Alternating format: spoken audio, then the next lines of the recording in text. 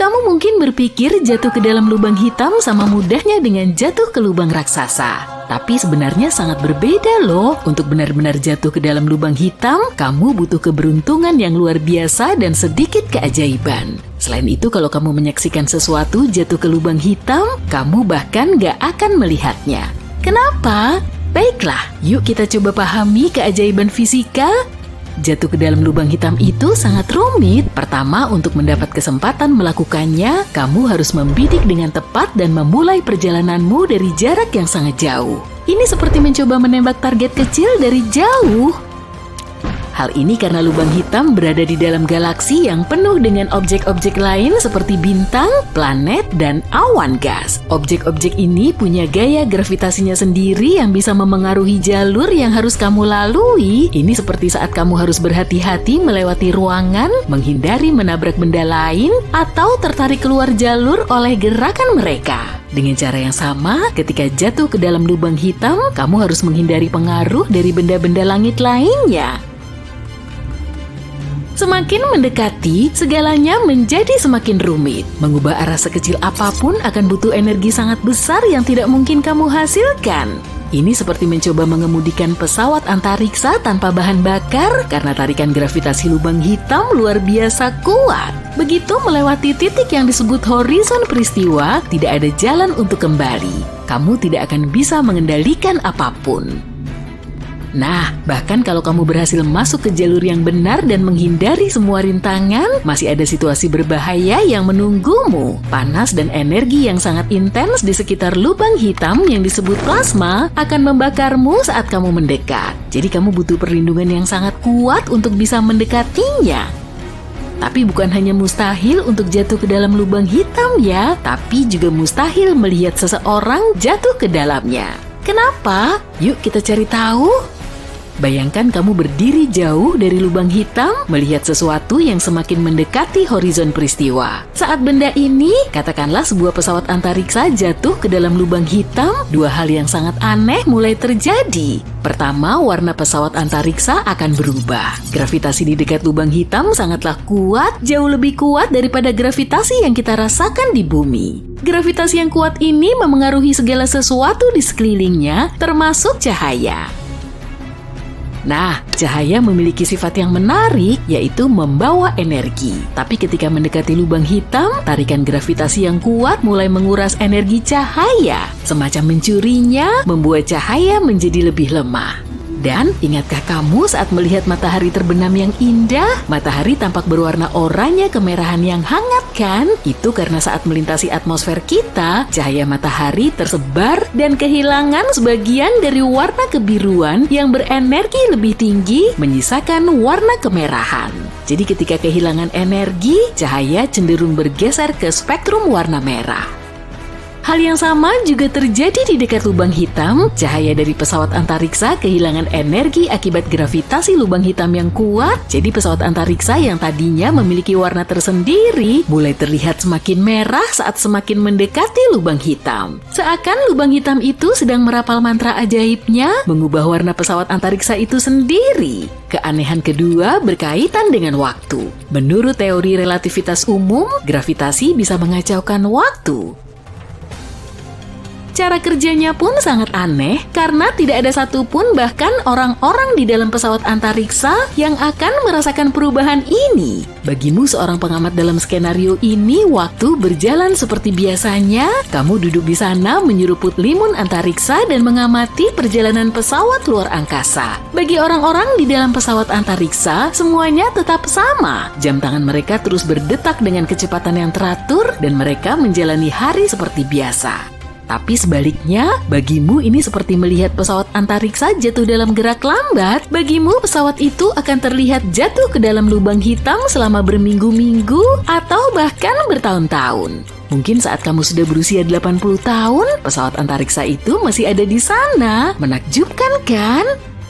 Nah, jika waktu melambat untuk pesawat antariksa, itu berarti cahaya yang dipancarkannya juga melambat. Jadi bayangkan seseorang di dalam pesawat itu mengedipkan senter terus-menerus, tapi karena waktu bergerak sangat lambat, cahaya yang berasal dari senter juga bergerak dalam gerakan lambat. Butuh waktu lama untuk setiap kilatan cahaya mencapai mata kita. Kamu akan melihat pesawat antariksa seperti menonton video dalam gerakan super lambat. Dan saat cahaya butuh waktu lebih lama untuk mencapai matamu, sinarnya akan semakin lemah dan redup seperti bintang yang memudar. Jadi ketika pesawat antariksa semakin dekat dengan horizon peristiwa lubang hitam, warnanya bukan hanya semakin merah, tapi juga semakin redup.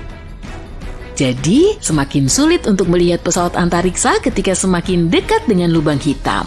Perlahan-lahan objek ini memudar, layaknya pertunjukan menghilang di panggung termegah di alam semesta. Cukup membingungkan kan? Tapi itu dari sudut pandanganmu sebagai pengamat. Bagaimana dengan orang-orang yang berada di dalam pesawat? Apa yang sebenarnya kalian alami ketika jatuh ke dalam lubang hitam? Ketika semakin dekat dengan lubang hitam, sesuatu yang sangat aneh mulai terjadi. Gravitasi di dekat lubang hitam begitu kuat hingga meregangkan dan melengkungkan segala sesuatu di sekitarnya. Jadi perbedaan tarikan gravitasi di bagian kepala dan kakimu sangat signifikan. Perbedaan ini menciptakan gaya pasang surut yang meregangkan tubuhmu menjadi panjang dan pipi. Ini proses yang secara ilmiah disebut spagetifikasi. Intinya tubuhmu akan diregangkan menjadi mie manusia. Diubah menjadi spageti mungkin terdengar menyenangkan bagi pecinta pasta, tapi tentu saja tidak menyenangkan bagi astronot. Sementara itu, warna-warna di sekelilingmu mulai dibelokkan dan terdistorsi, menciptakan pertunjukan cahaya yang memukau. Rasanya seperti menaiki roller coaster melalui terowongan pelangi, berkelok-kelok, banyak kilatan cahaya dan kilauan, dan ini pengalaman yang mendebarkan dan memukau. Dan yang terjadi selanjutnya tergantung pada jenis lubang hitamnya. Pertama ada lubang hitam klasik, ini adalah lubang hitam yang akan terus ada selamanya. Kalau jatuh ke lubang hitam ini, kamu akan butuh waktu yang sangat lama untuk mencapai pusatnya. Titik pusatnya akan terus bertambah dekat, tapi kamu akan memerlukan waktu yang hampir tak terhingga untuk mencapainya. Jadi perjalananmu terasa seperti tak akan pernah berakhir. Lalu ada lubang hitam yang menguap. Lubang hitam ini bisa menguap seiring waktu karena proses yang disebut radiasi Hawking. Prosesnya seperti es batu yang mencair, lubang hitam ini memiliki umur yang terbatas dan pada dasarnya mustahil untuk masuk ke salah satunya. Sewaktu mendekati lubang hitam yang sedang menguap, kamu akan berada di dekat tepiannya, yaitu horizon peristiwa. Rasanya seperti terjebak di pintu masuk taman hiburan yang super keren, tapi tahukah kamu, taman hiburan ini sedang menyusut. Lubang hitam sedang menguap, dan seiring dengan itu, horizon peristiwa semakin mengecil. Jadi kamu tetap berada di tepi, mengikuti setiap gerakannya. Tapi kamu akan selamanya berada di horizon peristiwa tanpa pernah melewatinya. Tapi ingat, setelah melewati titik point of no return, tidak ada jalan untuk kembali. Kamu sudah berada di jalur satu arah menuju jantung misterius lubang hitam, yaitu singularitas. Di titik singularitas semuanya menjadi kacau. Pemahaman kita saat ini tentang fisika menjadi terbolak-balik seperti memasuki pertunjukan sulap. Apa yang terjadi setelah kita mencapai singularitas? Apakah ada sesuatu di sisi lain lubang hitam? Kita tidak tahu dan ini masih menjadi misteri besar bagi kita. Tapi mungkin jika kamu entah bagaimana jatuh ke dalam lubang hitam, itu mungkin mengubah masa depanmu dan menghapus masa lalumu. Iya, setidaknya secara teori. Yuk kita mulai dengan dunia nyata tempat kita hidup. Di sini, di planet bumi, masa lalumu pasti bisa menentukan masa depanmu. Tapi bayangkan kamu tidak berada di bumi, tapi di suatu tempat di alam semesta yang tak berujung, dan kamu menemukan jenis lubang hitam tertentu. Lubang hitam yang ditemukan oleh seorang ahli matematika UC Berkeley. Supaya tidak tertukar dengan lubang hitam biasa, kita sebut saja jenis ini. Bagaimana dengan lubang hitam jinak? Jadi inilah alasannya mengapa kamu membutuhkan lubang hitam yang spesifik. Masalahnya kamu tidak mungkin bisa bertahan hidup di lubang hitam biasa, tapi menurut beberapa perhitungan yang dilakukan oleh rekan postdoctoral Hinz dari UC Berkeley, jenis lubang hitam tertentu yang kita sebut sebagai lubang hitam jinak ini bisa saja mengembang dengan laju yang sangat cepat. Inilah yang memungkinkan untuk bertahan hidup dalam transisi dari dunia kita yang deterministik ke lubang hitam yang tidak deterministik.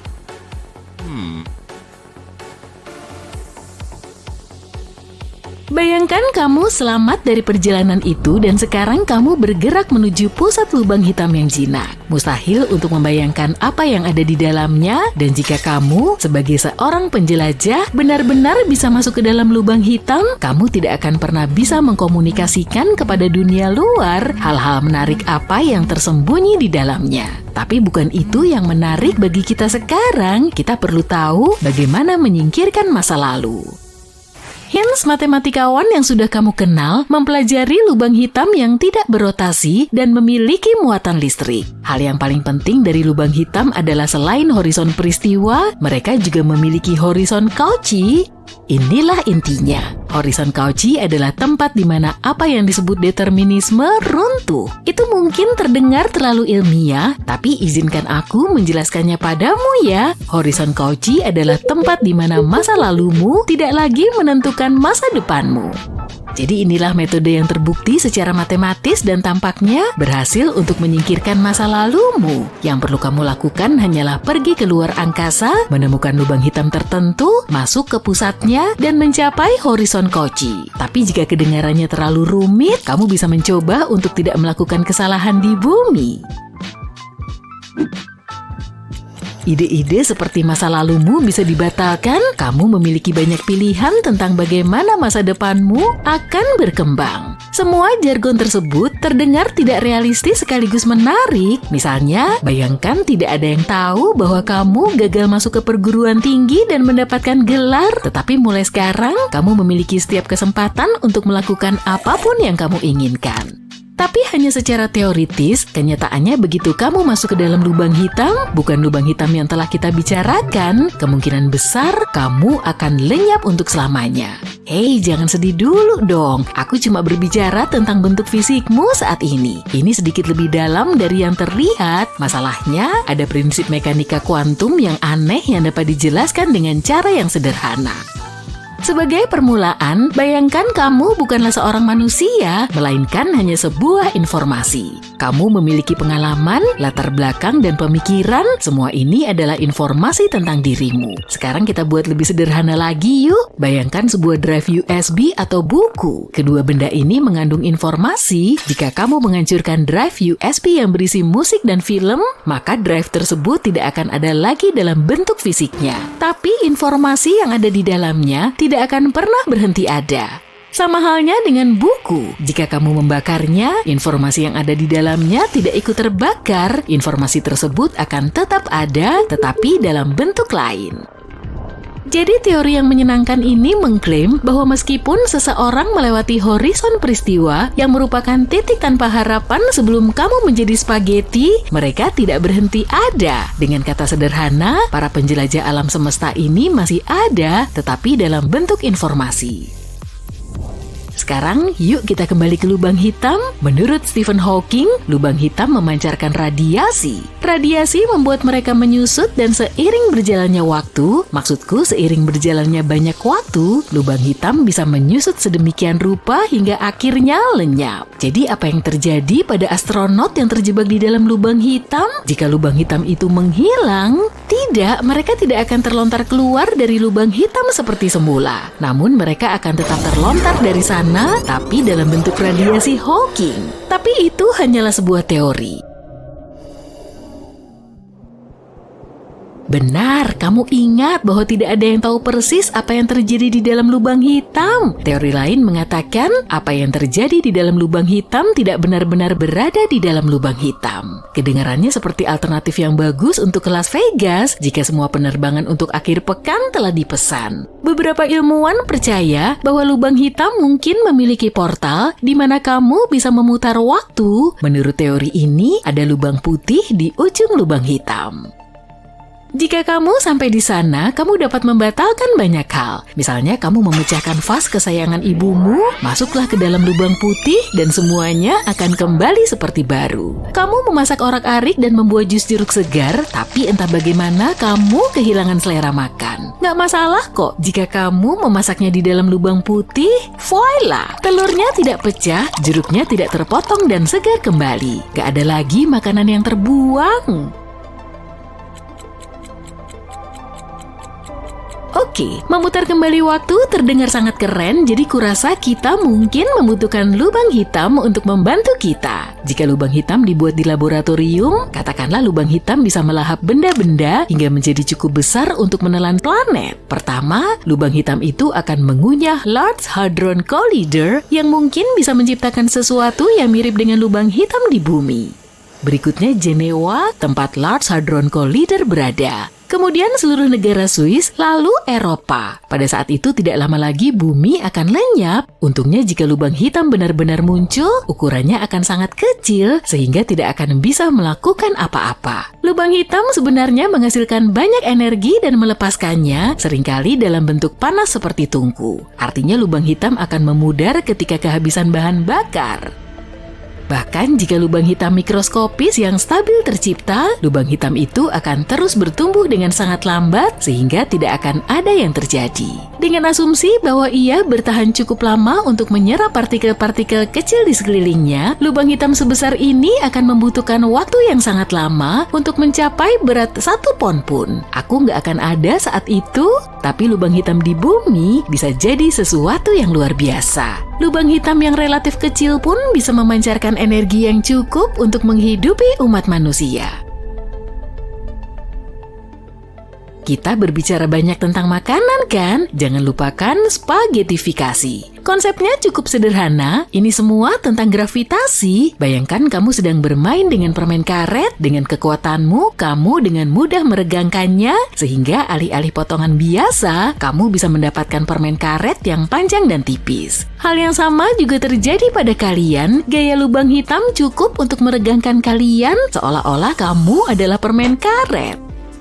Gravitasi menahanmu di satu sisi yang membuatmu meregang. Kamu mungkin bertanya-tanya, kenapa tidak terjadi spaghettifikasi di bumi jika ada gravitasi juga? Gampang aja, gravitasi terlalu lemah untuk melakukan hal itu padamu. Jika kamu meminta kupu-kupu untuk meregangkan permen karet, apakah kupu-kupu bisa melakukannya?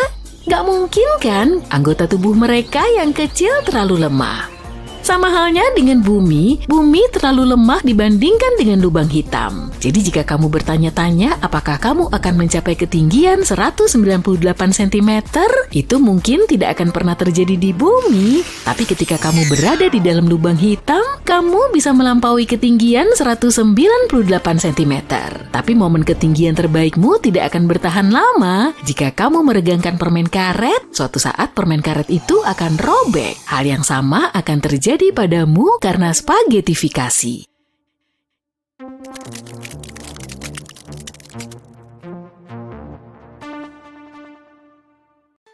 Wah, kamu mau melakukan perjalanan menuju lubang hitam ya? Perbekalannya perlu banyak sekali nih. Karena lubang hitam yang terdekat saja berjarak 1011 tahun cahaya. Mutiara hitam ini terdapat di tata surya, namanya HR6819. Letaknya ada di antara orbit 2 bintang lain. HR6819 juga bisa loh dilihat dengan mata telanjang. Para ilmuwan telah mempelajari sistem ini sejak tahun 1980-an. Tapi belum lama ini, si lubang hitam menyingkapkan rahasia terbesarnya. Ukurannya terbilang sangat kecil, meski begitu, masanya 4 kali lebih berat dari matahari. Dan jaraknya 2500 tahun cahaya lebih dekat dengan bumi dibandingkan dengan lubang hitam terdekatnya. Tapi santuy, bagi manusia, jarak 1000 tahun cahaya tidak terjangkau kok. Semisal, kita membuat model bumi dan matahari yang cuma berjarak 0,12 cm, maka kamu harus pergi sejauh 6,4 km untuk mencapai lubang hitam ini. Sebagai perbandingan, lebar galaksi Bima Sakti kita saja sekitar 100.000 tahun cahaya. Jadi, jarak 1011 tahun cahaya tak begitu jauh lah ya. Tapi, sebelum kamu pergi ke raksasa hitam ini, bagaimana kalau ku buat nyalimu ciut dulu? Lubang hitam adalah area pada ruang waktu. Objek apapun tidak bisa lepas dari orbitnya. Partikel, radiasi elektromagnetik, dan foton cahaya pun tidak bisa lolos darinya. Jadi tahu sendiri kan, kalau kamu memasuki objek berbahaya seperti lubang hitam ini, kamu tak akan bisa kembali. Proses terbentuknya lubang hitam ini juga sangat memukau. Saat kehabisan bahan bakar, bintang akan hancur oleh beratnya sendiri, lalu menjadi lubang hitam seperti lubang hitam supermasif di galaksi Messier 87. Masanya 7 miliar kali lebih berat dari matahari dan tertangkap Event Horizon Telescope pada bulan April 2019. Oke, kamu sudah beli tiket pesawat luar angkasa yang lebih ngebut dari kecepatan cahaya. Karena uangmu tidak bisa dikembalikan dan kamu juga tak mau buang-buang uang, sekarang saatnya bersiap-siap. Oh, tinggalkan saja barang bawaanmu di rumah ya. 3, 2, 1, sampai jumpa. Kamu meninggalkan orbit bumi, berpamitan pada bulan, dan tak lupa menghibur Pluto yang bersedih dengan bilang ukurannya cukup besar kok untuk mendapat julukan sebagai planet.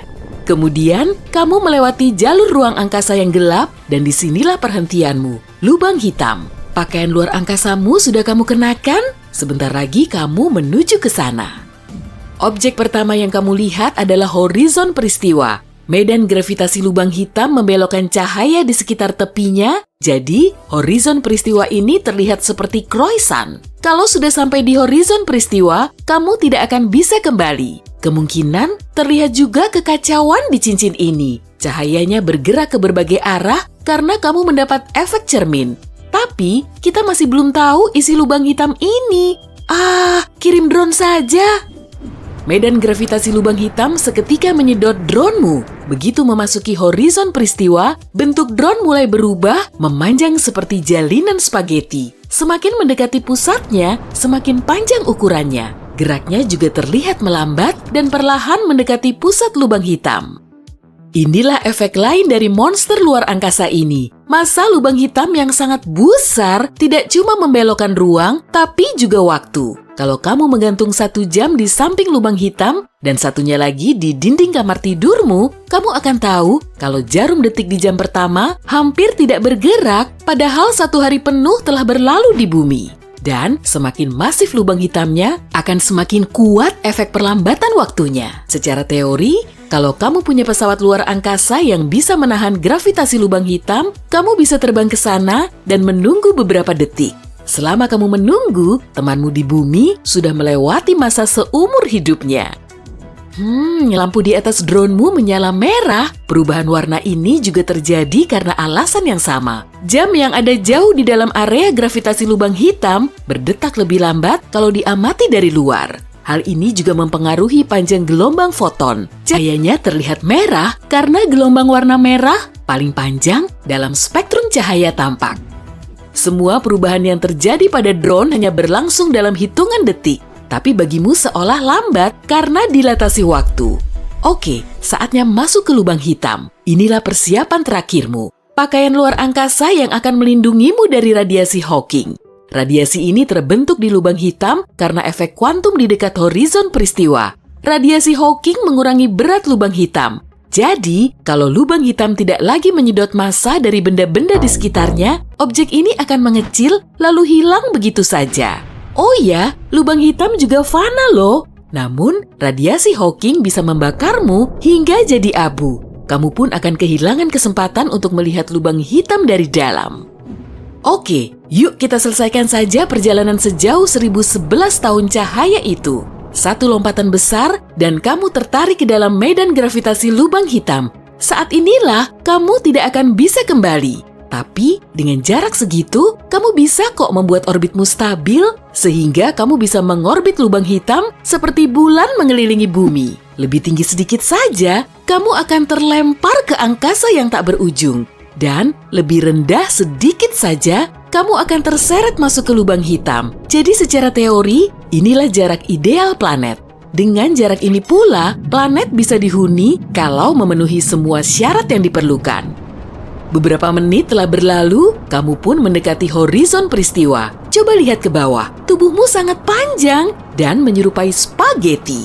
Lihat sekelilingmu, cahaya gemintang menyala biru. Ini disebut pergeseran biru gravitasi. Saat kamu terlempar ke lubang hitam, medan gravitasinya menarik foton cahaya ke bawah sehingga memberinya energi. Panjang gelombangnya semakin pendek, lalu foton merah berubah menjadi biru dan semuanya mulai tampak berwarna biru. Nah, kamu sudah ada di bagian luar horizon peristiwa. Dan kamu cuma bisa melihat seberkas cahaya biru berbentuk bulat di atasmu. Sayangnya, dalam beberapa saat kamu tak akan bisa melihatnya. Jadi, kamu telah bertahan dalam medan gravitasi yang kuat di lubang hitam dan radiasi Hawking tidak membakarmu hingga jadi abu. Oke, sekarang kamu berada di pusat objek paling misterius di alam semesta. Kamu bisa melihatnya dari dekat dan ini bukanlah pengalaman yang menyenangkan.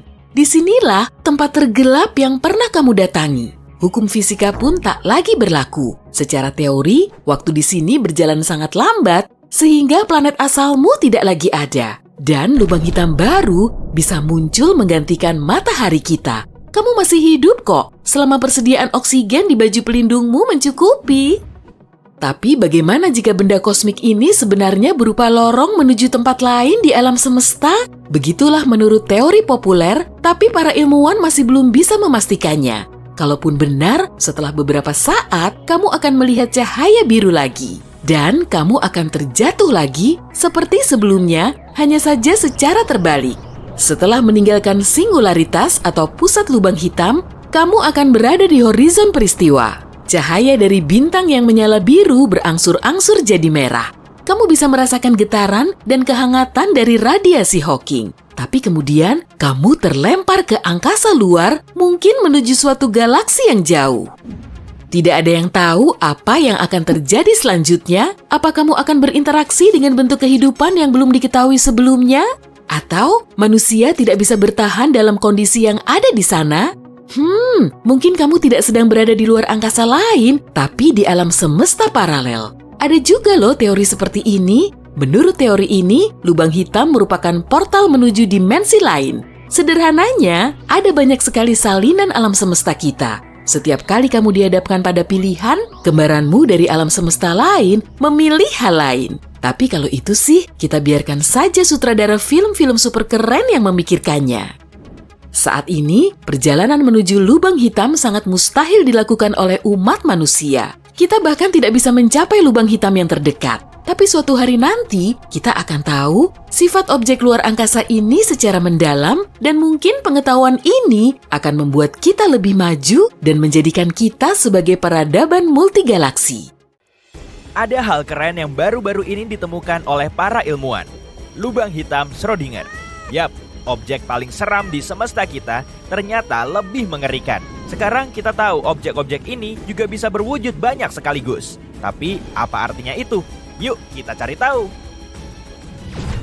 Lubang hitam atau black hole adalah raksasa misterius di alam semesta.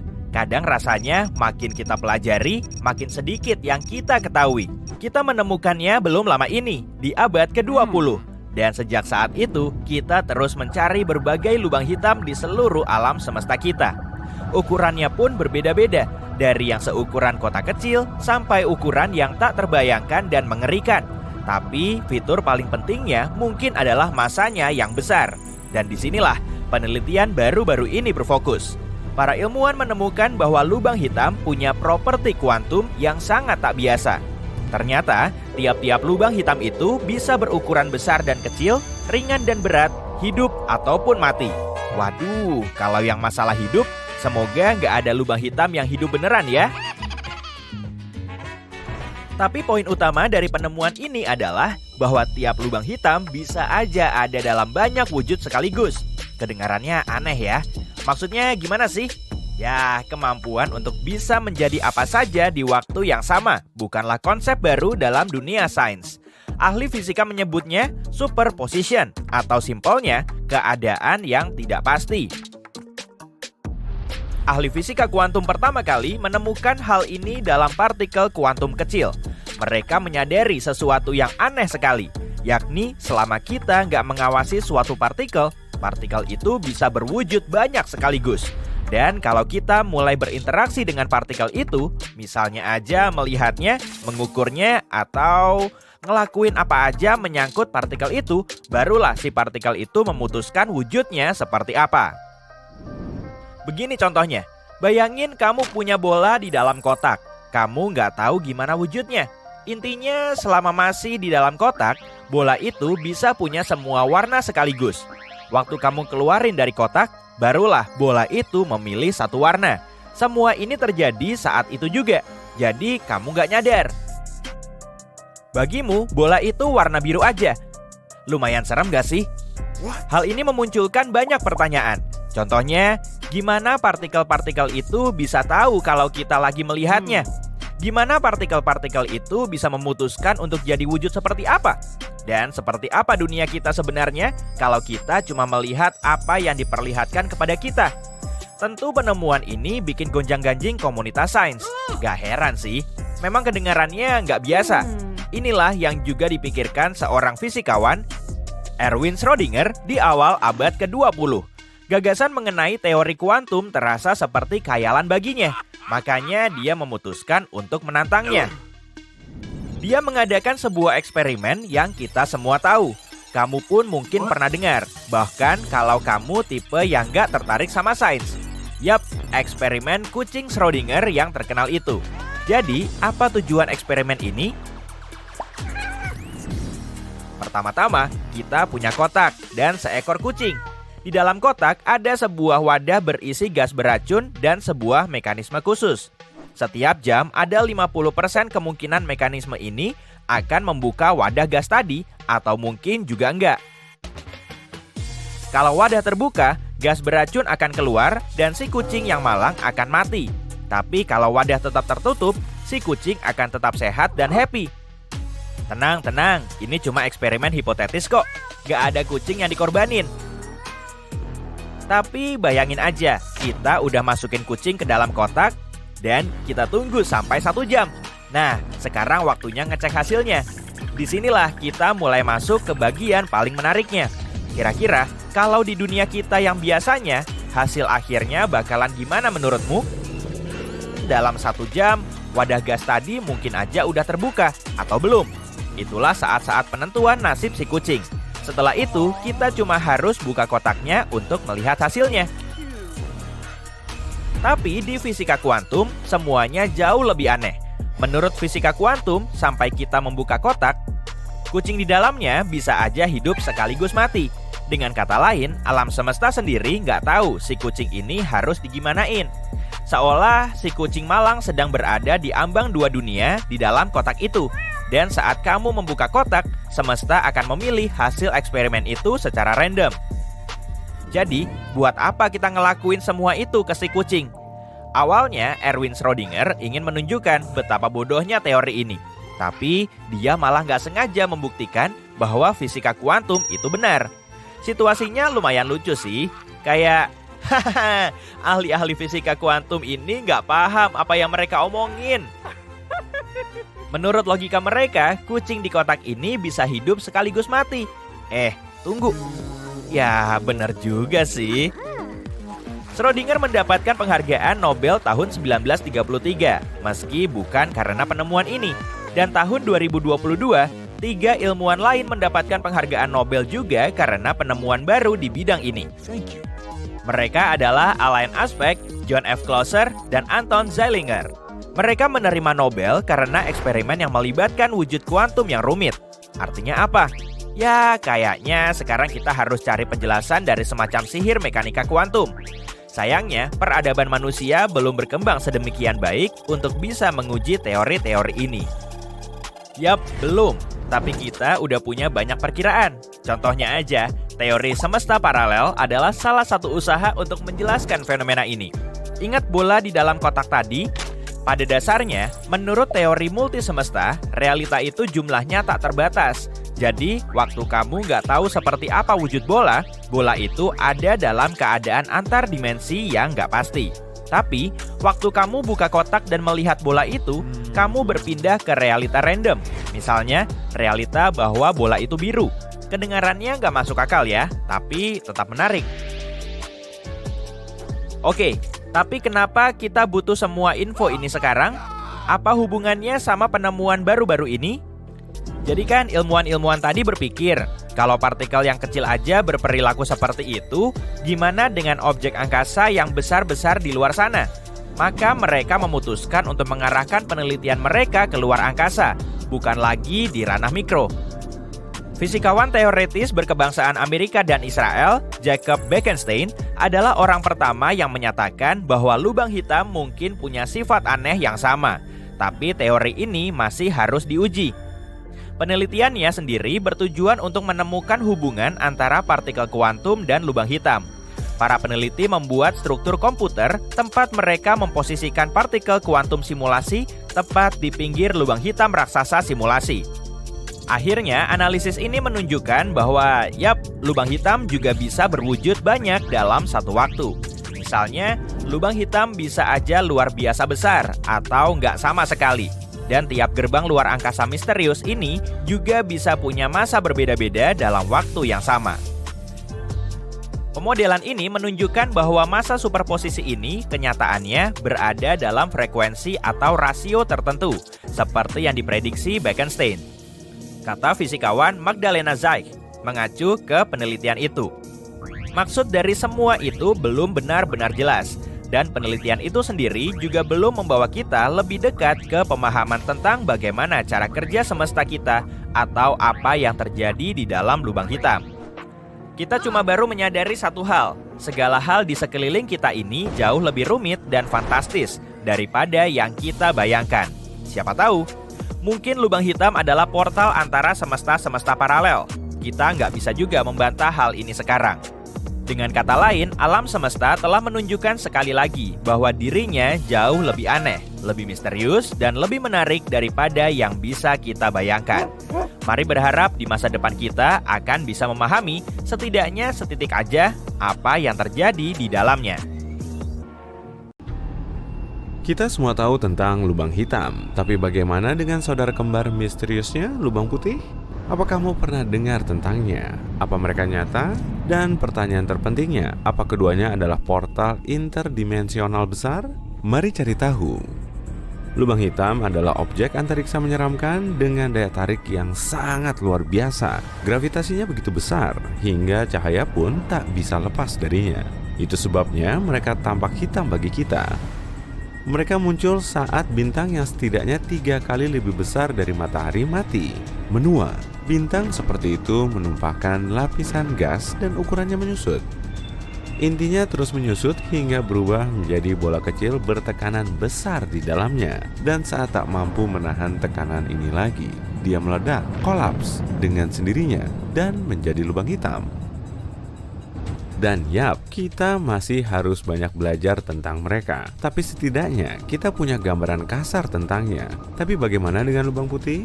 Kenapa kita jarang sekali mendengar tentangnya dan tak tahu apa-apa tentangnya? Lubang putih adalah objek antariksa teoretis yang merupakan kebalikan lubang hitam. Jika lubang hitam memakan semua yang dia lihat, maka lubang putih sebaliknya tak membiarkan apapun memasukinya. Oh ya, lubang putih cuma sekedar nama. Di mata kita warnanya tak mungkin putih.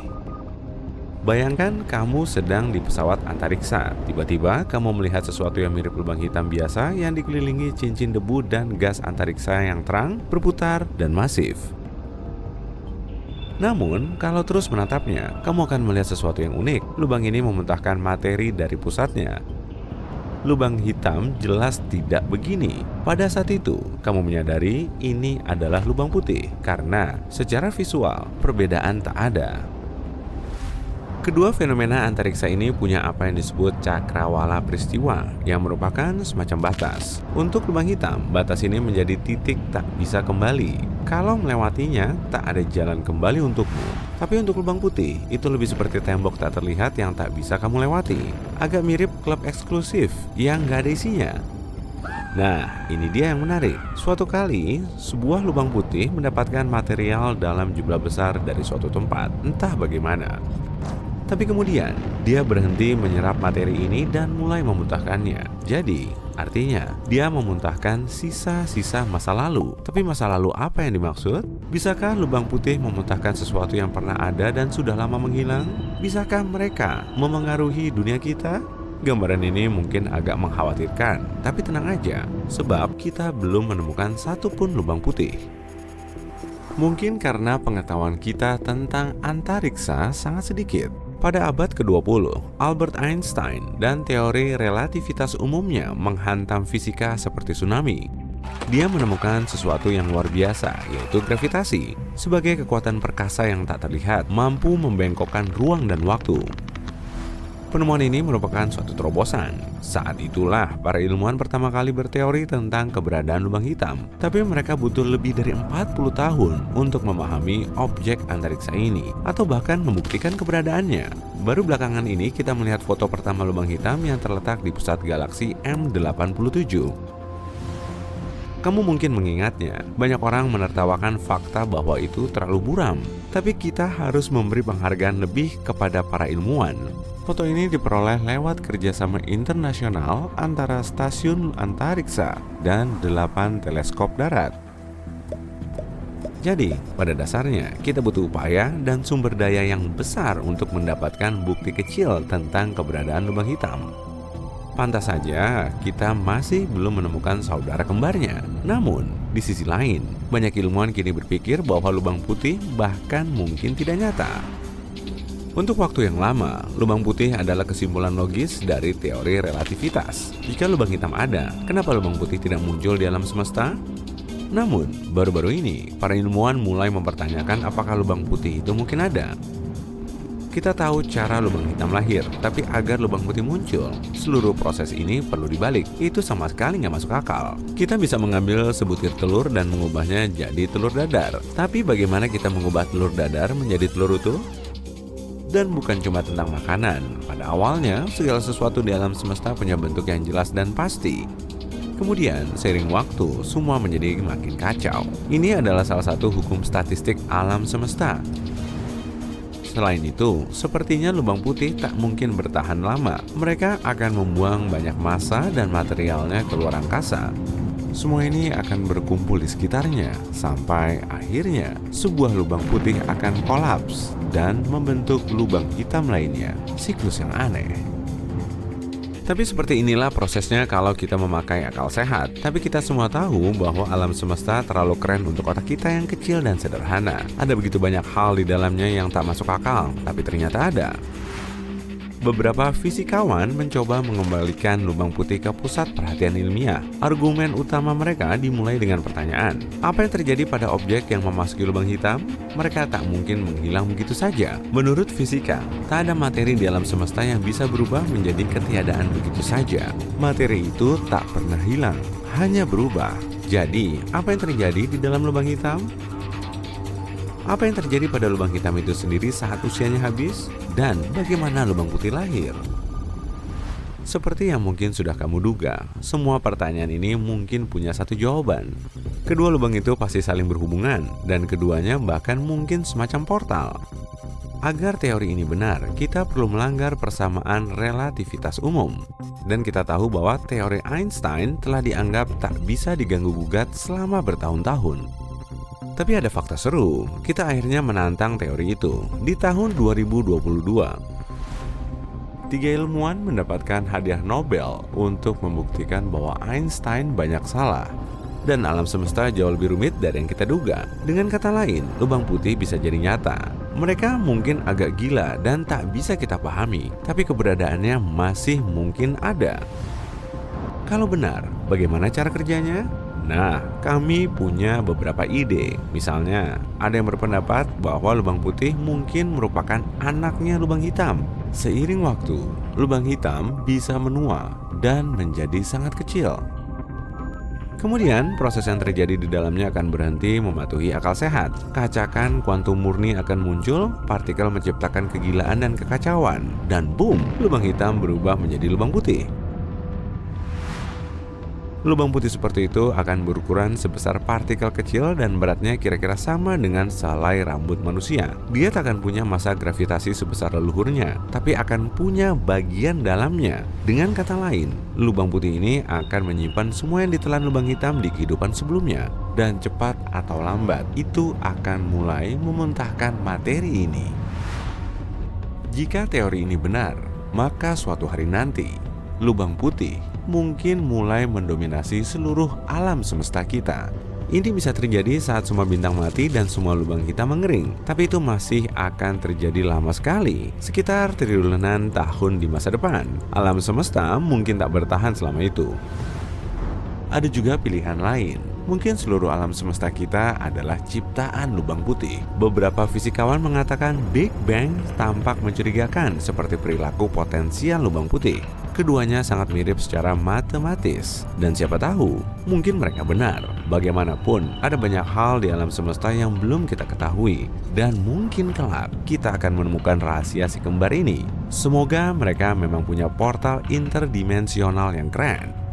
Kita pergi sejauh 1000 tahun cahaya dari planet kita ke sistem yang asing. Di sini ada 2 bintang terang yang mengorbit dekat satu sama lain. Tapi ada juga satu objek kecil tapi sangat luas di sini, lubang hitam. Objek ini misterius dan berbahaya. Lubang hitam mampu menelan seluruh dunia dalam sekejap bahkan tanpa menyadarinya. Selain itu, bisa merobek bintang besar seperti matahari. Dan raksasa inilah yang biasanya berada di tengah-tengah galaksi. Raksasa ini sangat berat sampai gravitasinya menahan banyak bintang, planet, dan debu bintang di sekitarnya. Bobotnya bisa mencapai jutaan atau bahkan miliaran kali lebih berat daripada matahari. Sekarang, kamu kembali ke darat di landasan luncur roket di bumi. Kamu hanya bisa berpikir untuk menahan napas dan melompat ke jantung mutiara hitam itu. Tapi kamu tidak perlu menahan napas karena kamu akan mengenakan pakaian luar angkasa. Ada oksigen di dalamnya, gratis. Selain itu, kamu tidak akan sampai ke lubang hitam. Perjalanan sejauh itu dengan teknologi yang kita punya sekarang akan memakan waktu puluhan ribu tahun. Jadi, kamu kembali ke garasi tempat kamu menyimpan roket hipermu yang akan membawamu ke lubang hitam dalam sekejap. Kamu berada di samping 2 bintang dan 1 lubang hitam.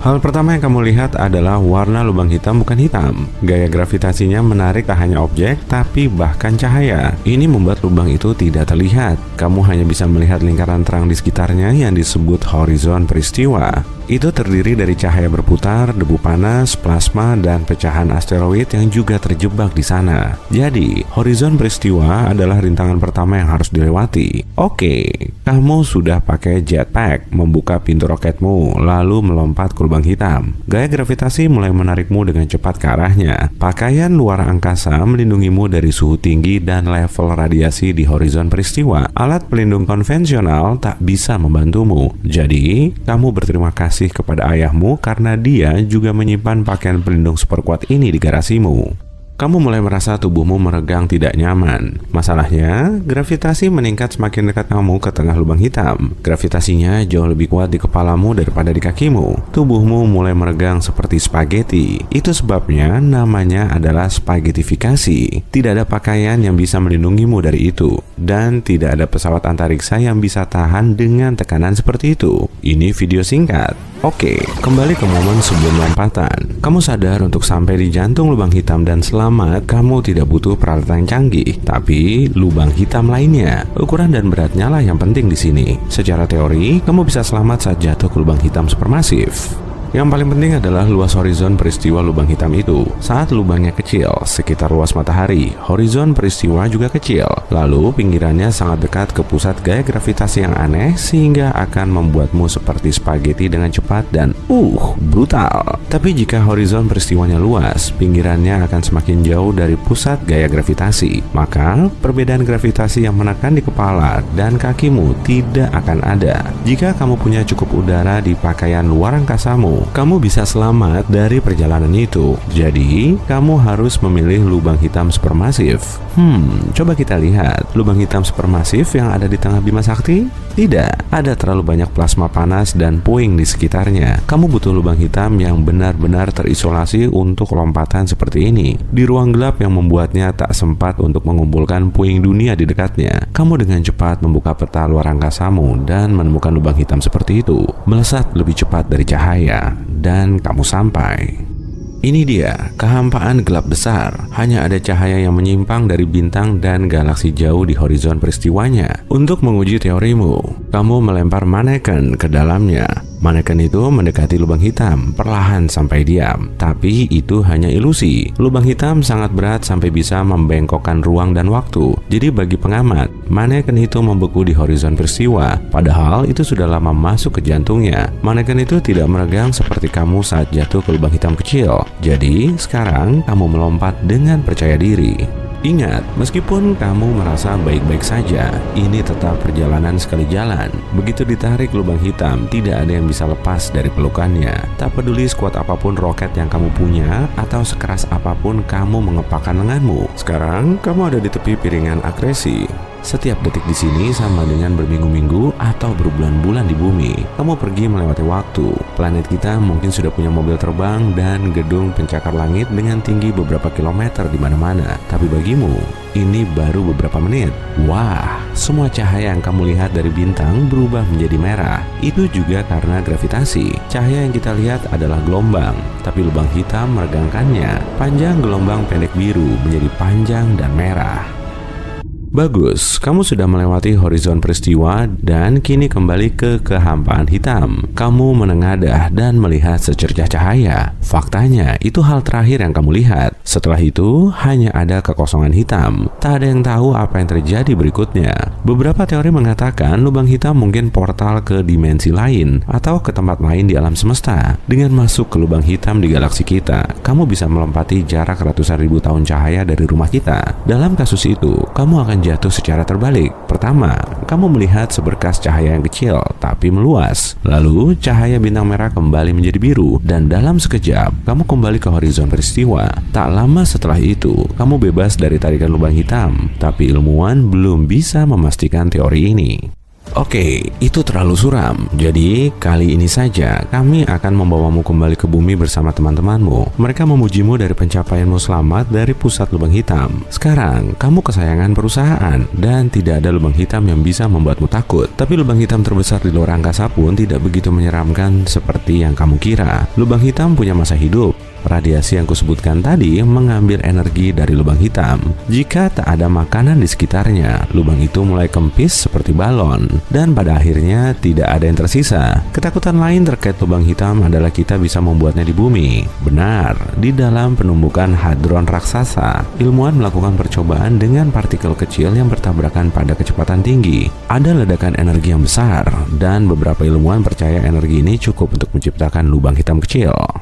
Itu akan mulai mengisap sekelilingnya dan membesar. Pertama, beberapa objek kecil di ruangan tempat itu diciptakan. Lalu, seluruh lab. Lubang itu terus membesar dan sudah melahap seluruh planet kita. Itu mengubah keseimbangan kekuatan di tata surya dan mengisap planet satu persatu. Saat itu selesai, waktunya makan hidangan penutup, matahari. Lapisan atas plasma yang terang meregang menjadi spaghetti panjang dan ditarik ke arah lubang hitam. Lalu, lapisan demi lapisan, bintang kita jatuh ke jurang gelap. Saat matahari separuh terisap, lubang hitam menembakkan seberkas energi dan cahaya keluar dan terus melahap matahari. Dalam sekejap, tidak ada lagi yang tersisa dari tata surya kita. Seperti itulah sebagian orang menggambarkan akhir dunia. Tapi bahkan jika berhasil membuat lubang hitam kecil, kita akan selamat. Itu akan terlalu kecil untuk mengisap objek besar, dan itu hanya akan melahap partikel atom kecil. Lubang hitam mengeluarkan energi juga melahapnya. Jadi, lubang hitam kecil ini tak akan sempat membesar. Lubang ini akan kehilangan lebih banyak daripada yang ditemukan dalam sepersekian detik. Jadi, kamu hanya akan melihat kilatan sesaat, lalu kosong. Meskipun membuat lubang hitam yang stabil dan terkendali mungkin akan berguna, itu mengeluarkan jumlah energi besar yang bisa kita gunakan. Lubang hitam seberat Gunung Everest bisa mencukupi kebutuhan energi semua manusia. Tentu saja, lubang hitam tetap berbahaya, tapi kita bisa mengawasinya dan meneliti alam semesta kita. Jika kita cukup jauh, tentu saja. Jadi, kamu memutuskan untuk menggembok pintu garasi itu untuk saat ini.